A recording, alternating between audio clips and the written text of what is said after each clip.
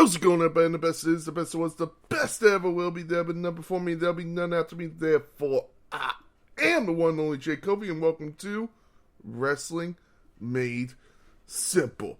We got an action-packed week this week with your news of the week, followed by your wrestling, WWE, and SmackDown reviews, then a review of 2020 Money in the Bank. We also have your drink of the week, followed by a reading from the Book of Rules, and then the Battle Droid of the week. But let's get into news this week, as Shawn Michaels has been with WWE for 35 years. Congratulations to Shawn Michaels. That's one hell of an anniversary, and he truly deserves all thanks he could get for this. He's been an amazing Hall of Famer, so shout out to him, and congratulations to him on his running of NXT, which has been the latter part of his career. Speaking of NXT, are they bringing back a very, very controversial superstar?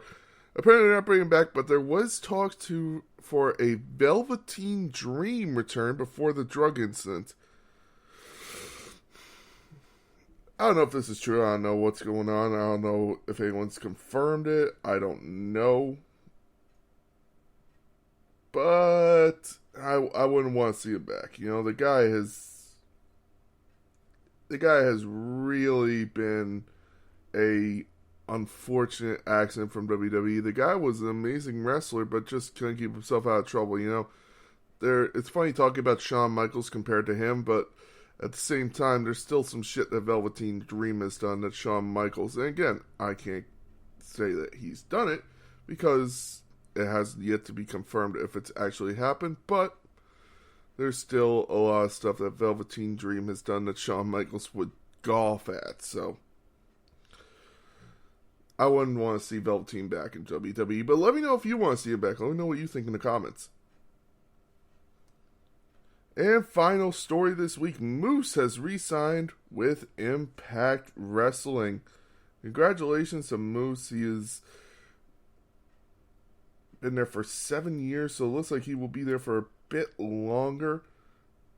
It doesn't say how long his new contract is. I imagine it's probably a 5-year deal.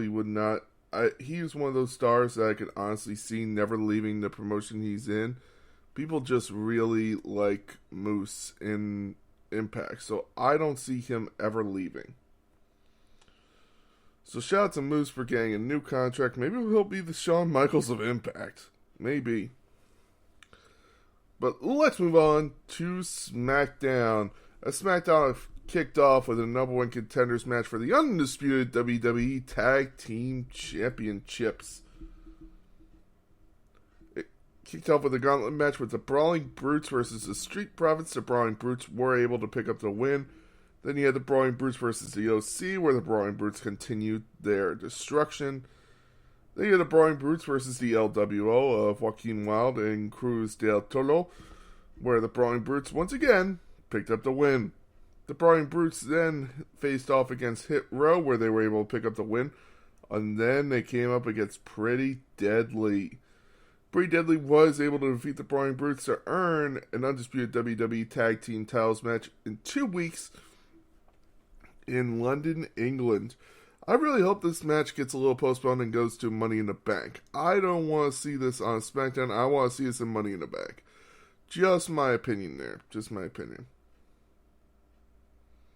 We then get Zelina Vega versus Io Sky, and this was awesome.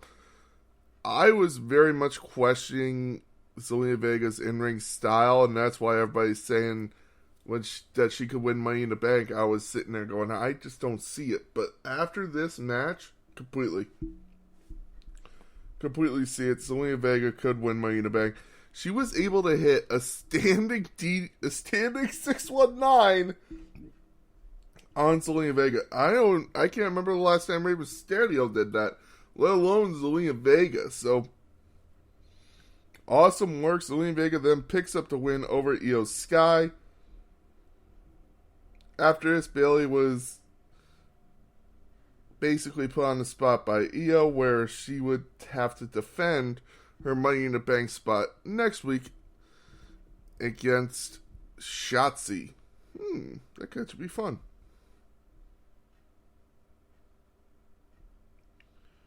We think it's Charlotte Flair and the Grayson Waller effect. Charlotte talked about ending Asuka's streak, and that is why she deserves the number one contender spot at Money in the Bank. It'd be cool to see. This is going to be a good match, but I really do hope they put Bianca Belair in this match. We think of Karrion Kross and Scarlett versus AJ Styles and Michin Mia Yim. Styles had Kross beat after hitting the Styles Clash, but then Scarlett got involved. And it was very funny because she's like trying to be all hot for AJ Styles, and then AJ Styles just takes off his glove and just goes, "I'm married, bitch." He gets smacked. Karrion Kross hits the cross hammer, and then you have Karrion Kross hit a new finisher, which I've never seen before. I don't know what this is. This isn't a cross jacket. It wasn't a cross hammer, but it was a very cool move. So, shout out to this one. I actually really like the finish to this. And Karrion Kross gets a much-needed win on the main roster. We think of Cameron Grimes being interviewed when Baron Corbin attacks him again. Of course, this feud's going to continue. Rey Mysterio then put over Santos Escobar, which led to LA Knight interrupting them. Santos was able to pin LA Knight. 1, 2, 3. LA Knight loses. They need to stop this losing streak for LA Knight and get him to where, because he is in the Money in the Bank ladder match. If he wins, it's going to be like Theory winning right now. He needs a better move than this. He needs to win another match before Money in the Bank. Make him a credible star, and then have him win Money in the Bank.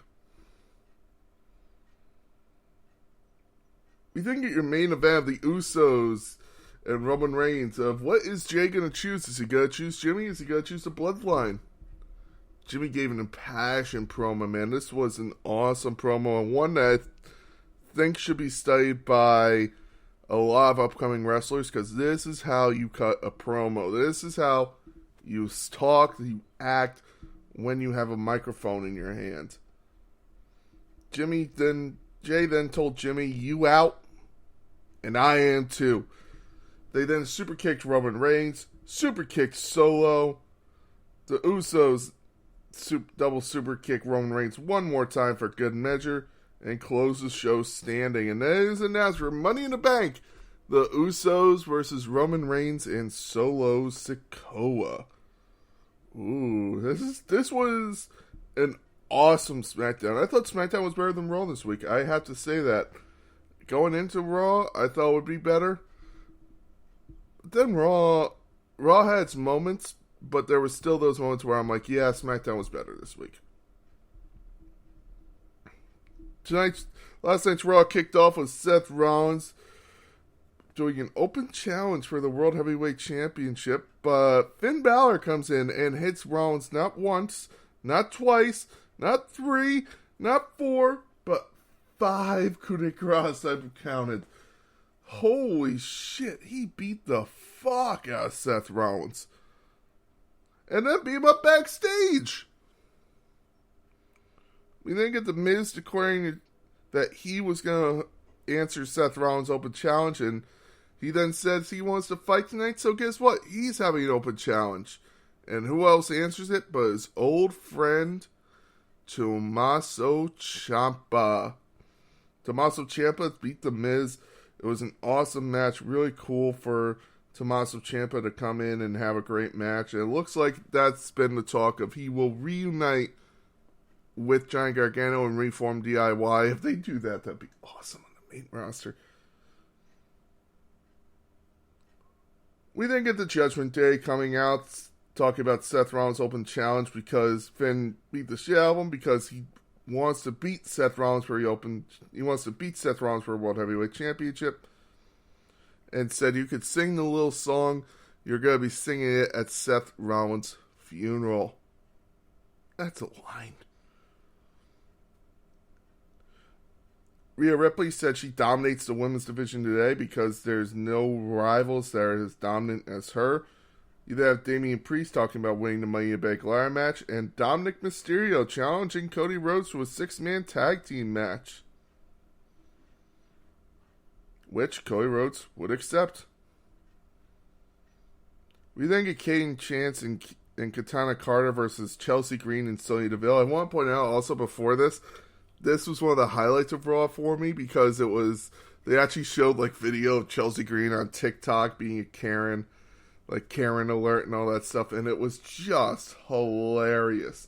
Made me laugh my ass off. Really enjoyed this. Bravo to whoever put this together.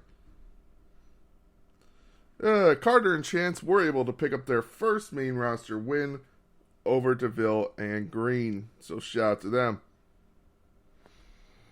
We then get Cody Rhodes coming out with an interview for Kathy Kelly where he accepted the 6-man tag team match and went backstage to find some partners. We then get Indus Sher in a squash match versus Cedric Alexander and Shelton Benjamin where they just destroyed them. WWE is really building up this tag team division, and I like it. We then get Logan Paul coming out, sitting on top of a ladder. So guess what? Logan Paul was in the Money in the Bank ladder match. I saw WrestleOps posted this on Twitter and asked, yay or nay, are you happy he's in the Money in the Bank ladder match? And my answer is simple. Yes, if he doesn't win. Do not have him win Money in the Bank. Do not have Logan Paul being Mr. Money in the Bank. Please, God. If he doesn't win, yeah, this is awesome. He can really have an amazing match. He's proven he could have an amazing match with Ricochet, with Seth Rollins, with Roman Reigns, with The Miz. The guy can go. So put a ladder with him? Okay. Show me what you can do, man. I'm ready for that. That'll be awesome. Just don't have him win. If he doesn't win, best option they've ever done. We then get LA Knight coming out, and basically everybody came out for the Money in the Bank ladder match except for Damian Priest because he was in a 6-man tag later on that night. But everybody came out and cut a promo, but it was LA Knight who was the star of this promo as he came out with a piece of paper and said, Here's a map to where you could take those primes and stick them, and gave it to Logan Paul. He was cutting promos on everyone, and this is where I truly believe you could have an amazing run for LA Knight. Just my opinion. Please give LA Knight a real run with this, and let him win Money in the Bank. We then get Matt Riddle versus Ludwig Kaiser. Matt Riddle was able to beat Ludwig Kaiser, but it was after the match as Intercontinental Champion Gunther and Ludwig Kaiser attacked Riddle and hurt his legs, basically almost spinning it, and basically it was an ankle lock, but really hurt. We then get the Viking Academy versus the Alpha Academy. Chad and Otis were dominating the match, but Chad got distracted when Maxine Dupri was able to suplex Valhalla to the floor. It was a perfect suplex. I guess Maxine really does have some in-ring talent. Very cool. Very cool. I like it.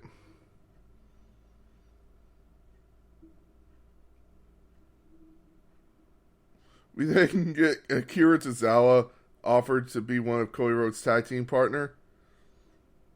And Akira Tozawa was turned down as Kevin Owens and Sami Zayn came in to offer help to Cody. So, yeah, sorry, Akira.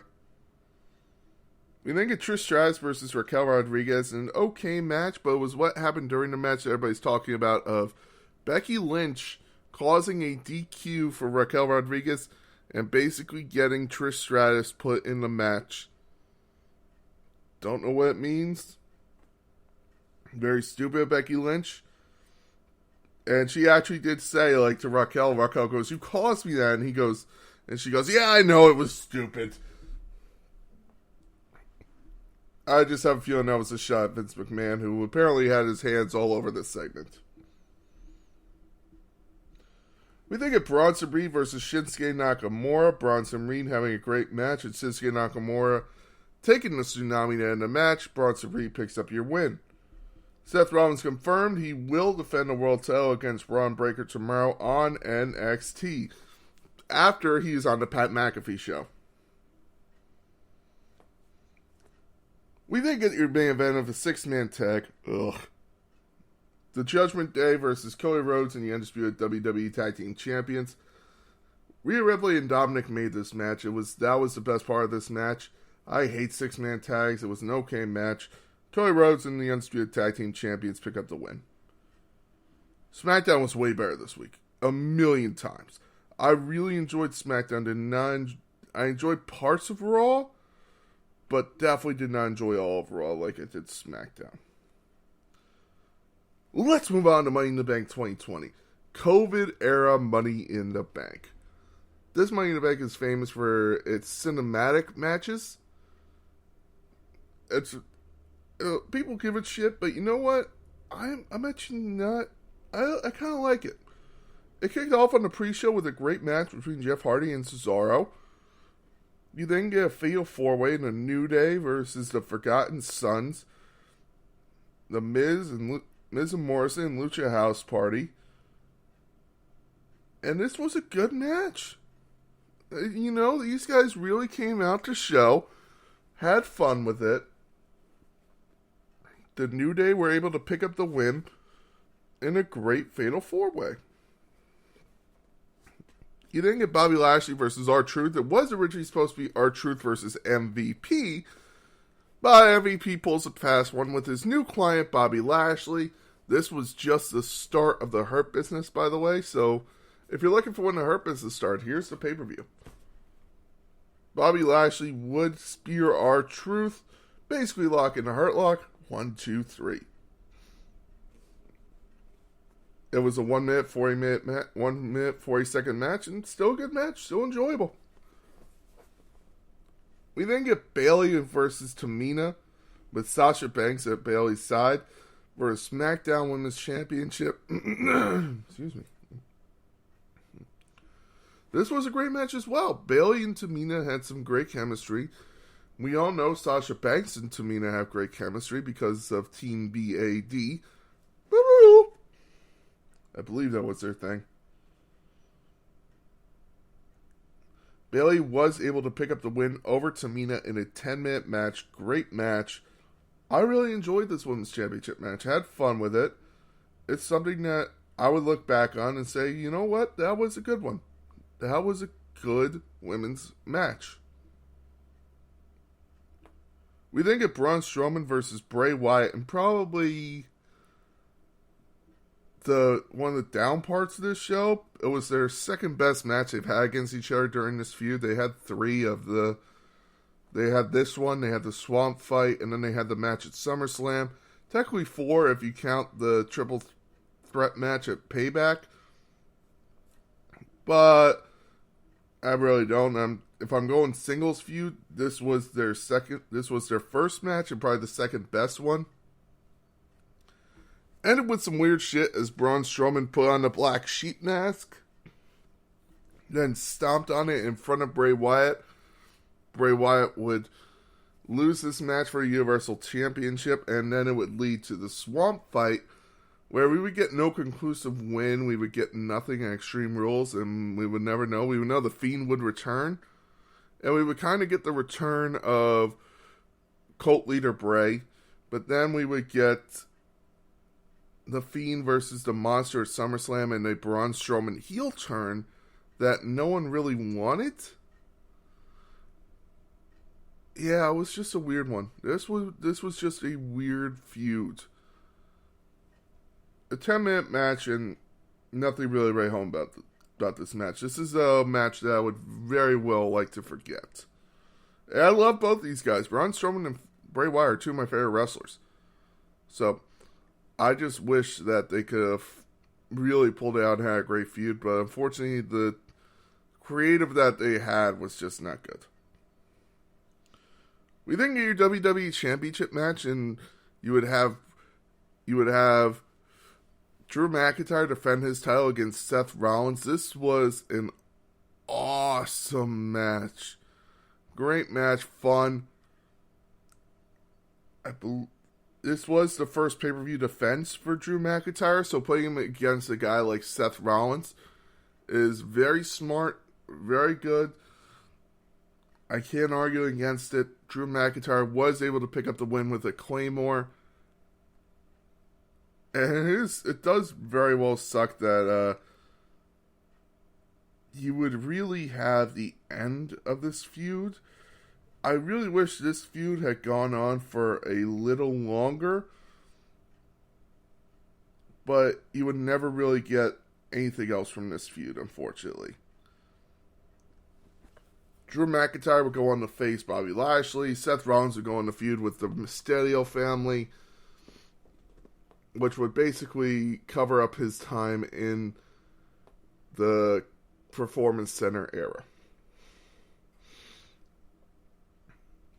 We now move on to your Women's Money in the Bank ladder match. Now, both the men's and women's Money in the Bank ladder match took place.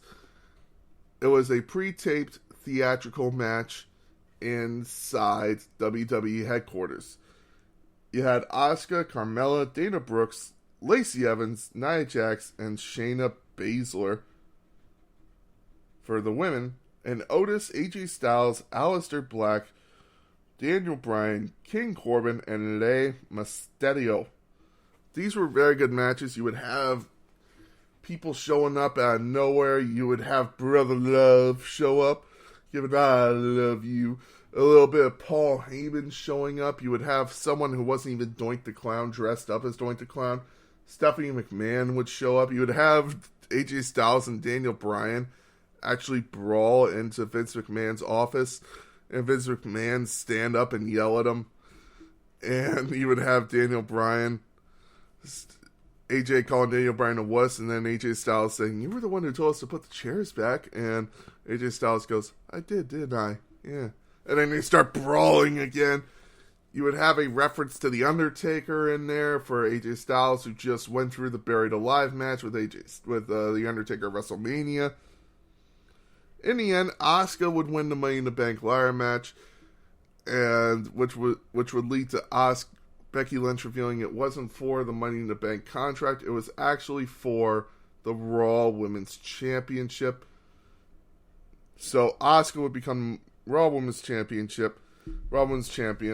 after Becky Lynch had to relinquish the title because she was pregnant. And then you would have the Money in the Bank ladder, the men's Money in the Bank ladder match, where Otis would actually pick up the win, which was shocking. Everybody was very happy to see it, but at the same time, we all knew it wasn't going to go to a World Championship run. Otis would then lose the Money in the Bank contract to The Miz after a betrayal by Tucker, and Tucker would then be released on Black Tuesday, I believe. Or, no, not Black Tuesday. It would be released the next year, and we would never get a conclusion to that storyline.